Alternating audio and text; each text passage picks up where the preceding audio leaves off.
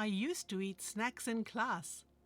Sometimes I didn't have time for breakfast, and sometimes I was just bored in class. As I said, I eat snacks in class when I'm bored and hungry, but after I eat them, I'm just bored. So one day, I decided to be a better person.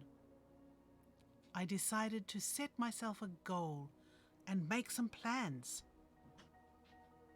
Let's think about eating in class for a moment. Should you hide it or should you flaunt it? It's easy to hide candy or gum. In fact, it's too easy. So this is my new goal. Can I successfully eat an ice cream in class without the teacher noticing? If you play games, you know that a time limit makes the game more exciting.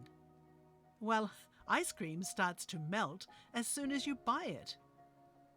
I thought about buying a soda and dropping the ice cream into the soda. That way, I don't need to worry about the ice cream melting. However, I can't eat ice cream in soda secretly, so the soda plan is, well, boring. Finally, I came up with this plan. If I wear my motorcycle helmet in class, I can eat my ice cream under the helmet. I can eat secretly, and I'm sure I can finish eating the ice cream before it melts. This is also going to be a lot of fun. I don't recommend that you try this idea yourself, because the important thing is to make your own plans and your own choices.